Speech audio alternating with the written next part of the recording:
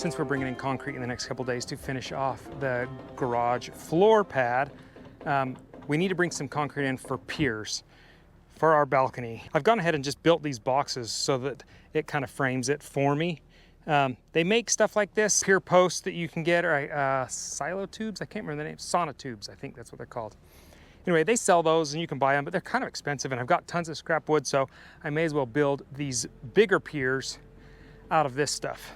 So these two are set, but as you can tell, one is significantly higher than the other. That one is actually at a good height for where we want it. I'm not gonna cut this one down to height, but I am going to mark lines, and marking a line of where you need to be from there to here is a little difficult. You can run a level across there, but I have a special tool that helps us do that so much simpler. So the tool I'm gonna use is my laser level. This shoots out a laser just at any level, wherever it's set up. You level the stand, it's good. It just creates a 0, and then you work off of that. So I went ahead and made a mark down here, knowing how deep I wanted to be. 6 inches from this, because we're gonna pour a pad. So I want these pillars to sit below that pad. So then you take your pole, put it to the bottom of where you want, and then move the guide until it gives you a 0. That beep tells me I'm at 0 right there. That perfect sound, that's exactly where I want this.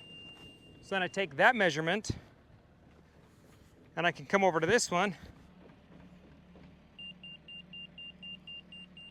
and we're just maybe a ½ inch low. That's great. We can be low, it's okay. So then I take my mark here that I made on the outside, and it's good. Now I need to take that mark and put it on the inside. So I brought this in against a corner and brought it down until I hear that sound. And what's cool is it shows you on the back where you're at too, and the sound does. So then I mark it inside, and there we go. Now I can do it to all 4 corners. Set it in again, bring it down. Perfect. Now with my pencil marks, I just mark it straight across with a chalk line, and then they'll know how high to bring this. I could cut it down, but I think it's okay if I don't. We'll just leave it. Now, I used to think that, whoa, once you get that 0 set, if you move anything, how are you gonna get back to 0 again? So we made a line on the house, and if I have to move that laser anywhere, I'll just move it and set my pole at 0 and move the little guide up and down until I hit it, and then I've recalibrated my 0 once again, which we'll have to do because we need a few more piers out here. Those ones I think we can actually just dig and do Perkins Builder Brothers style. If you haven't seen them, I'll link their channel. What they like to do is dig and let the ground be your form. Now, there's no requirement that you have to have forms on any of your footings or anything like that, but our ground is really rocky here, so it's gonna be really wavy, and it's not gonna be precise. Where theirs is clay, it's soft, you can dig through it, and it will keep its form for the most part, so they're okay. I think we can do that actually out here. So we're gonna try it. These piers are in fact footings for the balcony. So just like the house has to have a footing, and the footing has to be 30 inches below the frost line, so do these. So luckily, these are all well within 30 inches. That one's 35, and this one, with our new mark, I'll put it about 35 as well. So those have to be below the frost line, and they also have to have rebar, and we'll show you that too.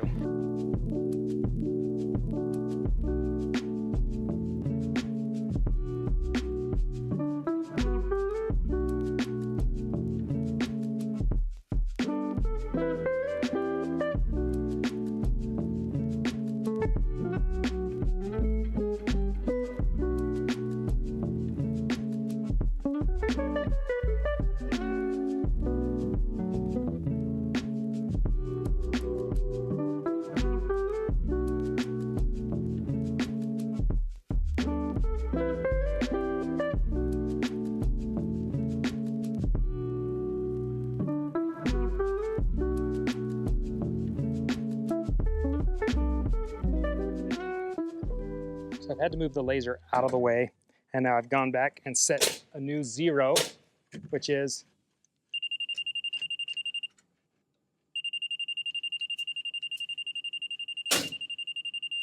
right there. So this is where the patio height is going to come up to. So we have to be 30 inches minimum below that. That puts us into the frost level, 30 inches, and it also keeps us below where we need to be. Here's the tricky part. I've gone ahead and set 0 right here, but now I need to add 30 inches to it because I need to go below that. I don't know if that makes any sense at all. And the easiest way to do that, I think, is to just mark like that.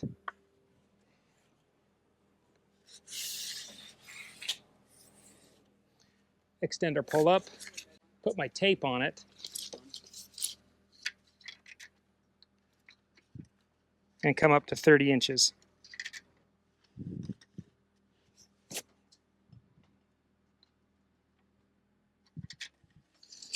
So now I know I can move this up to right there, and now that accounts for our 0 plus our 30 inches depth we got to go. So now we come down into our hole, see where we're at. I think we're actually low, believe it or not. Why are we not reading? Something's not reading, folks.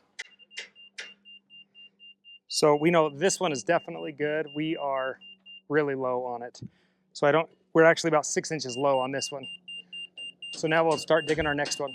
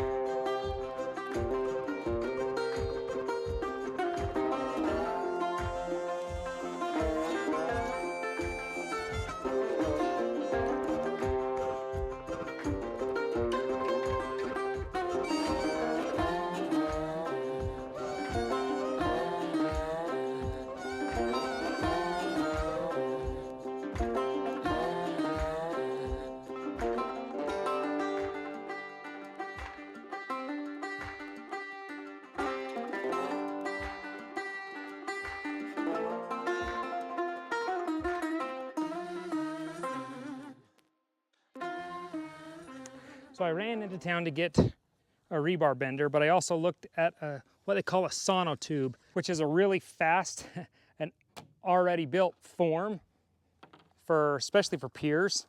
But they wanted a fortune for these because these have to be fairly big, and it just wasn't worth that price. So I figured I'll build my own and do it a little slower, but significantly cheaper. So we are building number 1 right now and see how well it goes, and then we'll replicate it.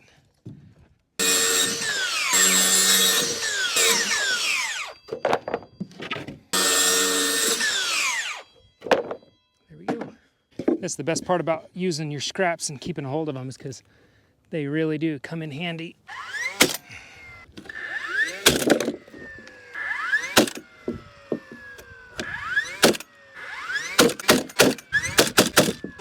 This is totally some crude framing and all that, but 1, we're not building a watch, and 2, they just got to hold concrete in place. There we go. First set done. First set of forms is done. And I've even got a set of rebar rings. I bent these guys earlier and it works out great. They're gonna sit in there just perfectly. And not only just perfectly, it's to what the engineer called out. The engineer called out a 3x3 base for here, and then the rebar has to be 2 feet 6 inches. So 30 inches is the spacing for that rebar. And that larger one is exactly that. This is a rebar bender, and it was pretty cheap to rent. 23 bucks. 23 bucks gets me 24 hours with it, which I only need maybe 4 or 5 hours with it at most. But I'm going to show you why I got it, because it can do so much so quick, and it does it precise. Could I kind of meander up a way to bend this stuff? Absolutely. But that takes a little extra time. It won't be as precise, and it's not as fast in the long run. So I figured for 23 bucks, I'm good. So what I'm doing is pulling it to the dimension I need. I need 30 inches is how spaced this needs to be. So I measure from this little, I don't know, roller, the pivot point pretty much, to 30 inches. And so far that's been working pretty well. So then you just pull back, bend, and then there's 2 rollers. I put it in the second roller just to get it kind of perfectly 90. Then you pull it, and you come back and do your measurement again. Now when the guys did my foundation, I noticed that the guy who was over bending all the rebar, he would just go along and mark it with paint. And that seemed to work just fine, but I think this is okay as well. Probably a little more time consuming, but still way faster than anything else I could come up with, I think.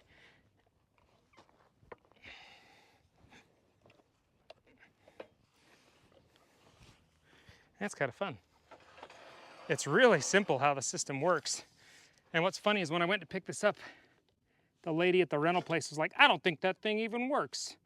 And I was like, it looks okay. Can I just take it? And if it doesn't work, that's my problem. She's like, fine. She was really upset. She didn't know that this was called a rebar bender, because she's like, I don't think that's even what that is. And then she said, I know it won't cut rebar.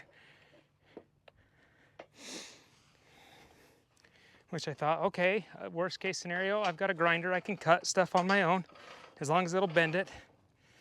But it has been working like a champ so far.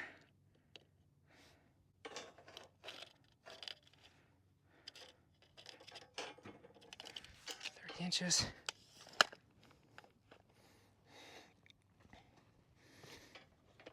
One more bend, and boom. There we go. Now, there's certain jaws here at the end, so that these overlap. I line that jaw up.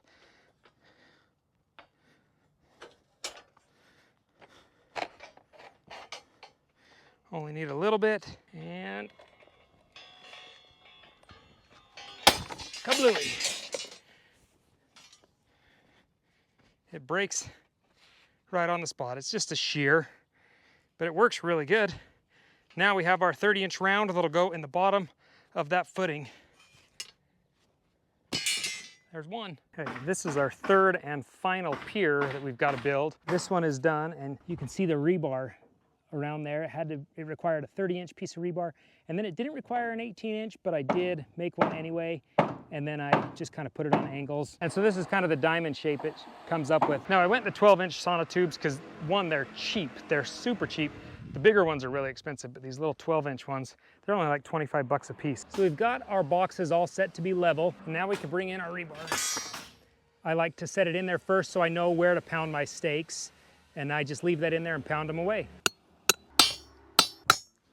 Here's where the fun comes in. So you can buy these ties. They have the loops already put in them, and they sell a little windy tool with it, which works pretty quick and probably faster.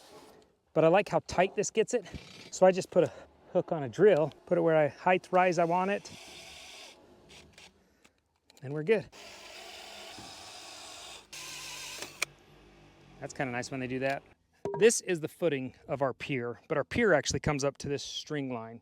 So we have to bring it up with these sonotubes, and this is how I've kind of figured out how to bring them up. I cut them to length, which I took from the string line down to my form.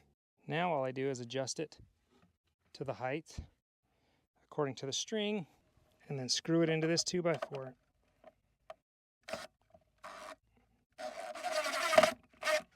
At that height.